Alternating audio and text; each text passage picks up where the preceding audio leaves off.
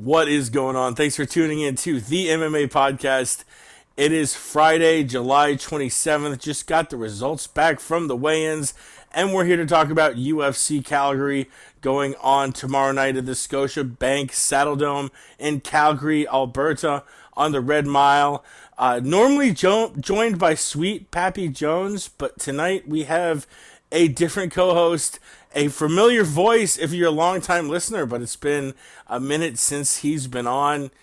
You might know him on Twitter at Westland Eagle AH. He is the Westland Eagle. It's Alan. Alan, what's going on, bro? Nothing much. Feels good to be back riding the airwaves on this roller coaster ride we're having into UFC Calgary, one of the most talked about cards of the year, man. I'm excited. Yeah, this is a huge event. Actually, if I was looking ahead to the next week's event, UFC 227, I think this might actually be a better card than the pay-per-view coming the following week. This is going to be a really good card, especially looking at the main card. And that's what we're going to be breaking down this podcast.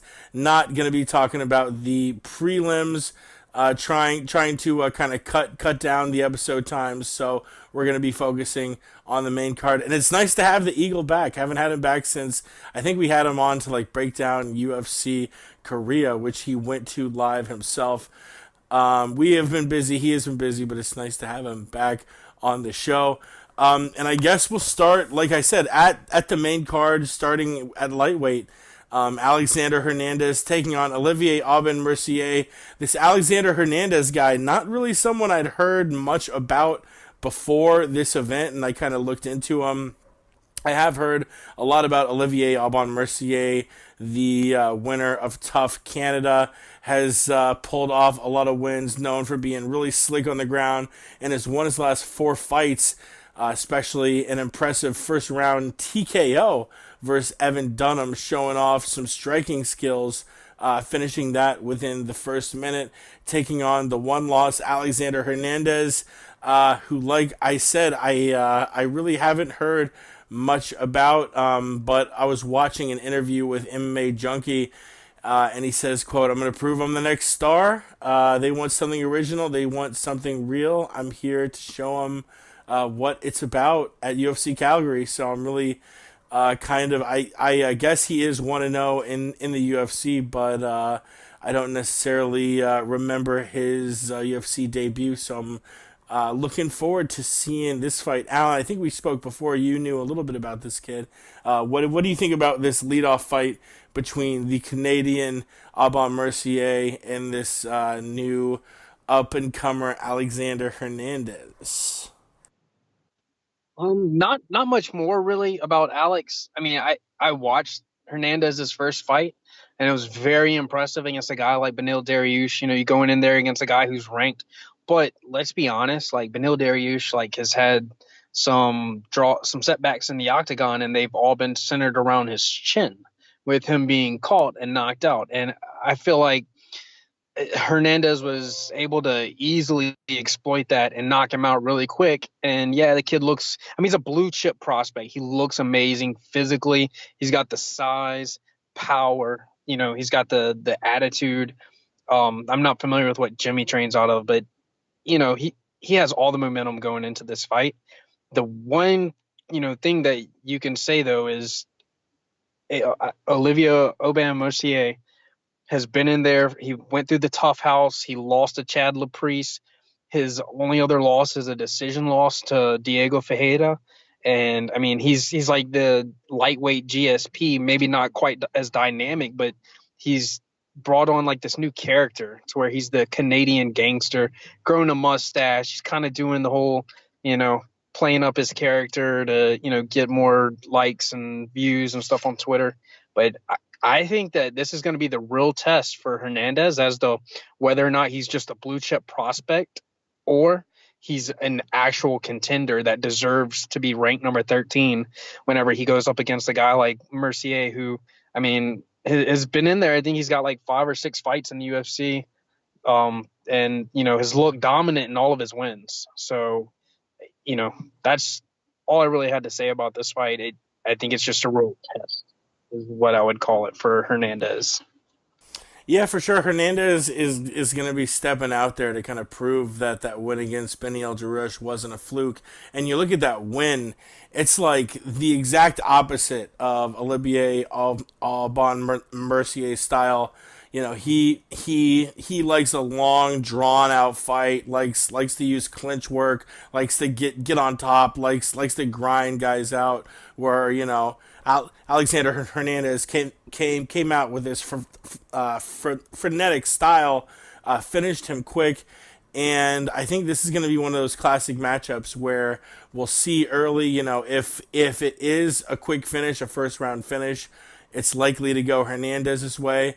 But I'm kind of leaning with you a little bit. Olivier Aubin Mercier has a little bit more experience, it seems like, and most matchups where it's a grinder versus a guy who likes to finish a fight quick. I kind of lean toward the grinder, thinking that he's probably gonna be able to engage his fight style, and especially as the fight wears on, I think he might be able to catch Hernandez in a submission there in the second or third round.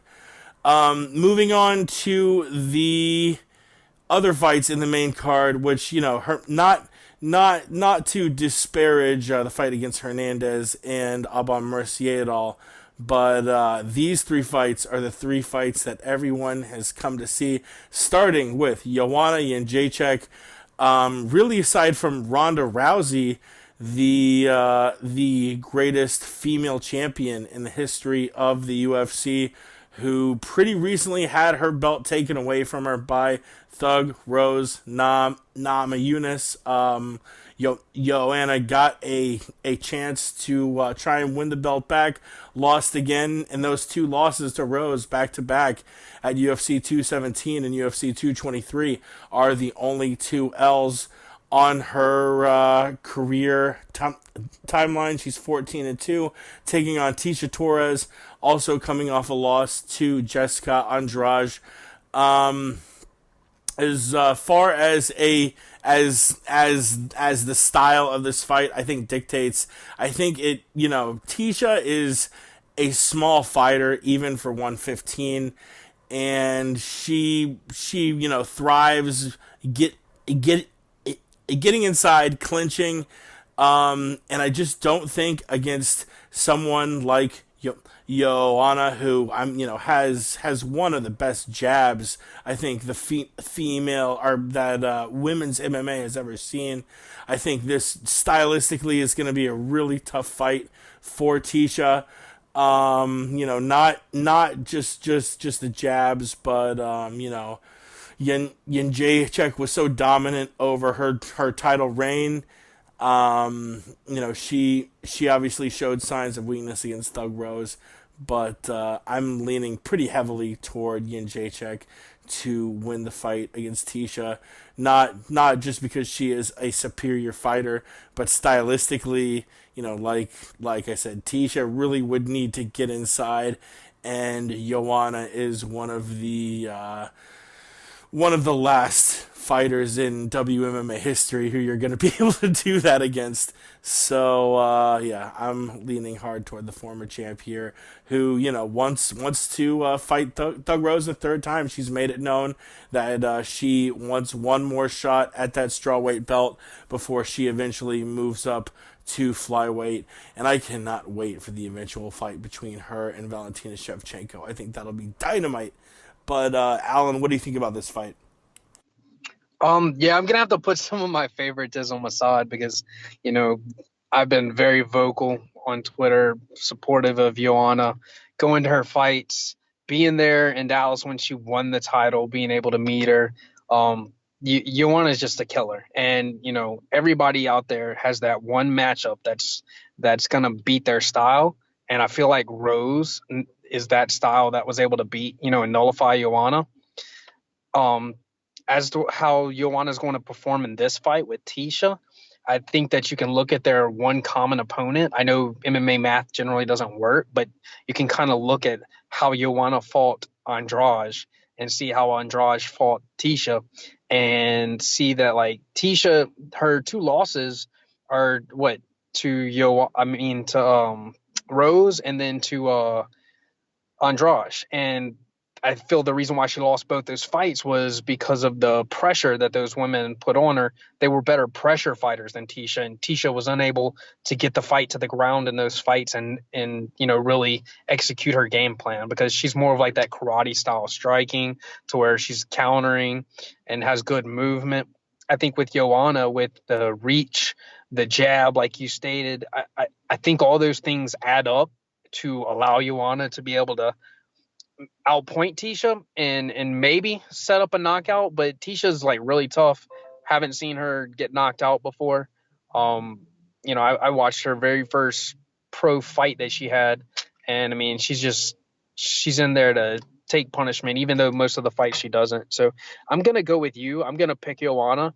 Probably a 3-round decision. I also think that the 3 rounds like favor Joanna, because I feel like a lot of times when she's fighting 5 rounds, she's holding back and not necessarily using the power that she normally would have in those other rounds. So she's not doing as much damage. And therefore, it takes her longer to, nullify those opponents with her, the damage that she's actually capable of. So I definitely feel like Joanna has the advantage in size, strength, pressure. I don't think that Tisha's going to be able to take Joanna down, because we've seen in the past Tisha's also had trouble taking, other people down that weren't even really great wrestlers, just because of the size discrepancy and how small she is. I mean, she's 5 inches shorter than Joanna, and they're both 115. Tisha, in all honestly, should be a atom weight at 105. So I'm gonna go with Joanna on this one, man. It's gonna be a close fight, but I think in the end, Joanna is able to outpace her, outwork her, and get a unanimous 3-round decision. Yeah, I'm feeling the same way. Tisha's a pretty tenacious fighter, but I think stylistically, this fight definitely weighs toward Joanna. Vegas agrees with us. She's minus 280, the biggest favorite on the main card. A much closer fight where we see Jeremy Stevens as a minus 120 favorite, just by a tiny bit. Jeremy Stevens versus the former champ, Jose Aldo. This is very interesting. You have, the longtime pound for pound great Jose Aldo, who was 25-1 going into the Conor McGregor fight. Since then, 1-3. You really can call it 1-2. I don't know if you should count that loss against Max twice, because it was the same fight really back to back. Max just showing a much higher acumen there, showed the next level at 145. Not to say, that Junior's washed up at UFC, which obviously this fight will prove. But going up against Jeremy Stevens, who really, has had such an up and down MMA career, really had a stretch between 2014 and 2017. The guy was 2-5 in 7 fights. It looked like he was kind of getting toward the tail end of his career. And then, boom, a win against Gilbert Melendez, a big TKO victory against Doo Ho Choi, and then another KO in the second round against Josh Emmett. And he is looking at a fight against Jose Aldo, which really would be that career-defining win that he's been looking for a long time. Ups and downs, including a loss to Max, just like Aldo is coming off back-to-back. Man, I'm going back and forth on this fight. How do you see this fight playing out, Alan? I mean, if you look at it, I mean, I was there whenever Stevens knocked out Doo Ho Choi. Everybody knows I'm a huge Korean MMA fan, and I'm able to recognize the deficiencies in guys like Doo Ho Choi, because they don't have the movement and the things required to defeat a guy like Jeremy Stevens, because you can't be a straightforward and backwards fighter. You have to be able to put your head on a swivel, move side to side, angle out, things like that. If you look at Jeremy Stevens, like winning his last 3 fights, they were all either fight of the nights or performance of the nights. And I mean, they were just like slobber knockers, where the, fights before that, he lost to Renato Moicano, and he lost, to Frankie Edgar. He got, decision, but he almost knocked Frankie out. Um, I wanted to bring this up with the last fight with Joanna, where I don't feel like champions who get knocked out should jump back in there with the same opponent. And for Aldo to get back in there with Holloway and get knocked out a second time, just like Joanna lost a second time, Yeah, it's I true. I just feel like it doesn't help their confidence. It doesn't help them develop any better, and it doesn't get them back on track, because I feel like fighters should take another fight to get back in there and fight somebody different. That way they can, truly see if like the deficiency is in them, or if it's in, fighting that opponent, whatever it may be, because I'm really in the belief that all fighters have one person out there that they will never beat. It doesn't matter how hard they try, what they change. They're not, their style doesn't match up with them, whether it be physically, or just talent wise, or whatever skill it is. But I was looking at this and I was wanting to pick Aldo, because everything tells you that, oh shit, Jeremy Stevens has won 3 fights.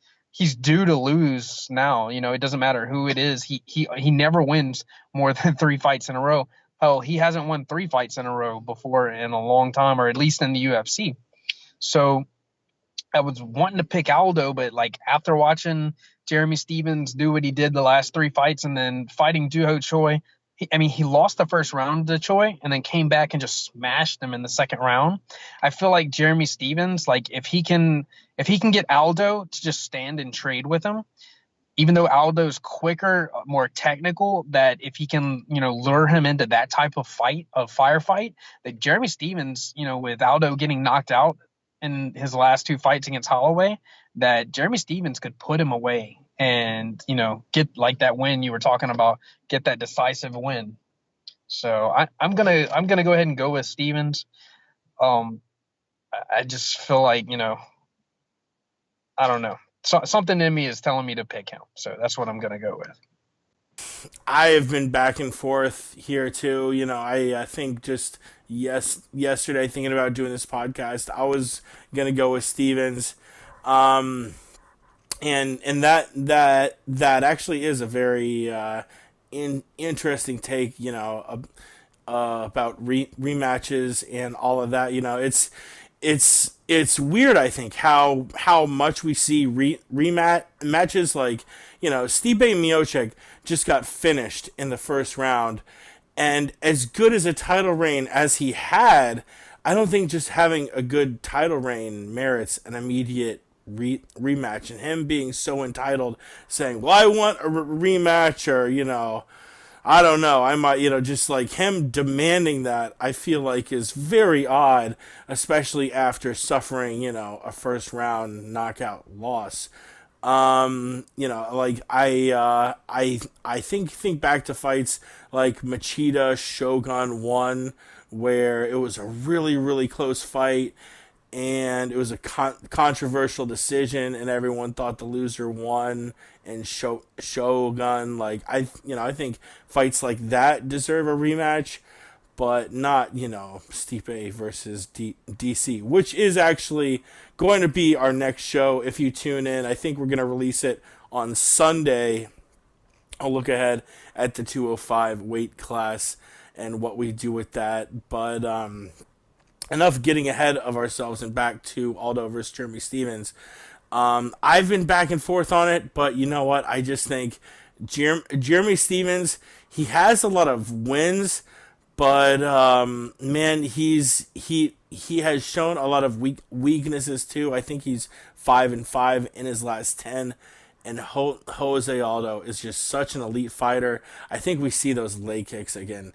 I see I see him, as the fight goes on, chopping away at those legs, and eventually getting a decision victory over Little Heathen in 3 rounds. Bringing us to the main event, Eddie Alvarez and Dustin Poirier. I think I said it the right way, right? Yep. Hell yeah. Man, this is a rematch we've all been waiting on seeing for a long time.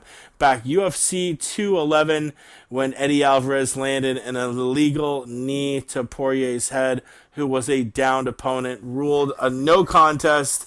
A lot argue that it should have been ruled a DQ win to Dustin. Regardless, they coached opposite one another on The Ultimate Fighter, and now it's time to finally see this. I guess, this is the de facto title eliminator at lightweight. You've got the fight against Habib and Conor that everyone assumes is going to happen. And then you have these two guys, the winner of which I think, aside from the current champ Nurmagomedov, and of course Conor, has the obvious best case for a title shot. Man, and this is just, we broke this down a year and change ago, and not really much has changed since that first breakdown. You have both of these guys who are known to have iron chins, and just like I picked Dustin the first time for similar reasons, I'm gonna go with him again. Eddie is known for outlasting guys, known for having an insane gas tank, known for great wrestling, known for great boxing. But you know what else he's known for? Taking a fuckload of shots. And Dustin is a guy who, especially, he early in his career was known for a great ground game, a lot of technique, but really in the last few years has turned up the power and is not a guy you can really eat shot after shot against. He proved that against Justin Gaethje, who has one of the greatest chins of all time. TKO'd the man. And yeah, it took him 4 rounds, but had him. I think he finished Pettis via a 3rd round TKO. The guy has shown insane power, and I think it's not the kind of power that Eddie's going to be able to take and keep moving forward. And we are doing the show with another Louisiana native, so I thought about playing devil's advocate here and taking Eddie, because I'm pretty confident our boy is gonna go with Dustin too. But I just see it pretty strongly that Dustin, with that technique and power combined, isn't something that Alvarez is going to be able to rely on his chin to weather. So I got the diamond. Alan, who do you got in the main event? I don't think there's even a question to ask or a decision to make. It doesn't matter how nervous I get watching my boy Dustin Poirier fight. I'm going to have to go with Dustin. I know a lot of people, question, whether or not he can make it in the main event. But if you look at his past performances, like, nobody has stepped it up to the level that Dustin has in these last couple of fights, where he's gone out there and proved that he's got the technique standing, to basically nullify any of the tools or weapons that any of these other guys bring to the cage. And Dustin doesn't even have to use his wrestling or his submission skills. I mean, he's won all these fights, even the Pettis fight. He used his submission defense, but he wasn't really offensively minded whenever it comes to the submissions.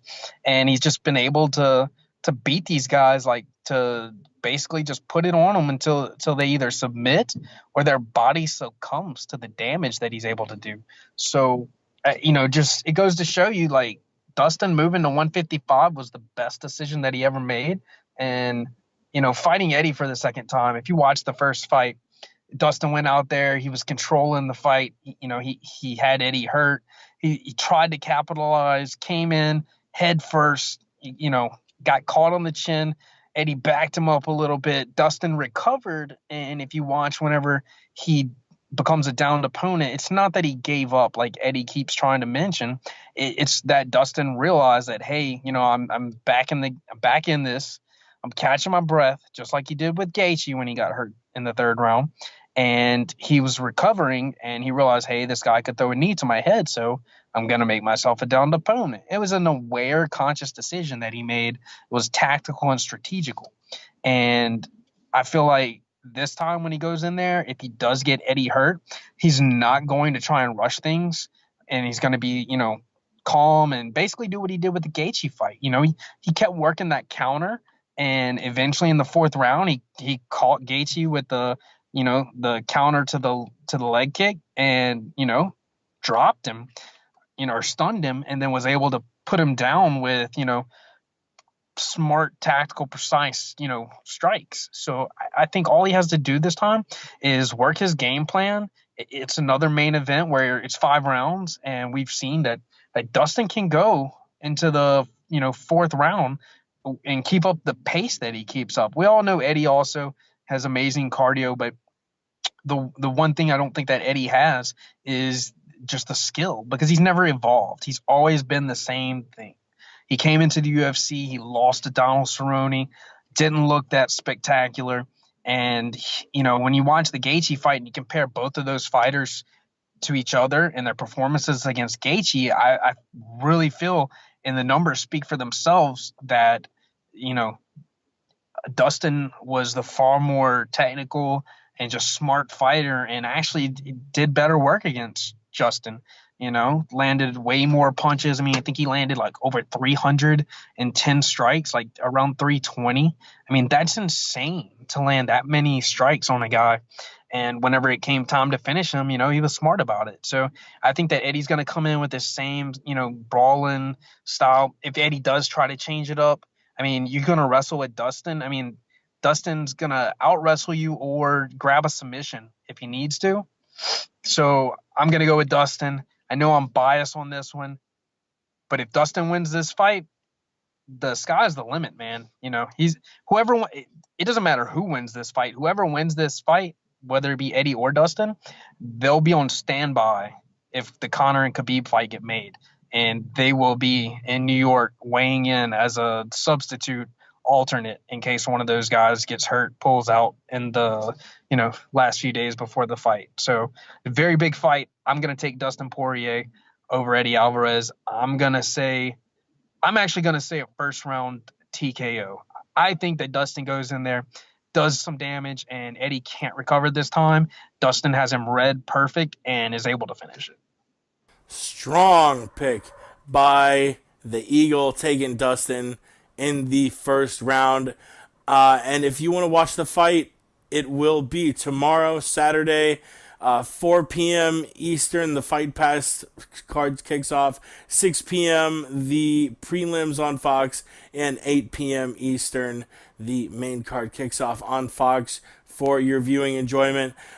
Tune in to the podcast Sunday. We're going to drop that 205 Outlook, and then Monday, me and P Money will be back breaking down the UFC Calgary card, talking about all the results. It's been a pleasure having Alan on for the Eagle. He's on Twitter at Westland Eagle, and the MMA podcast. We will see you later. Until then, we gone.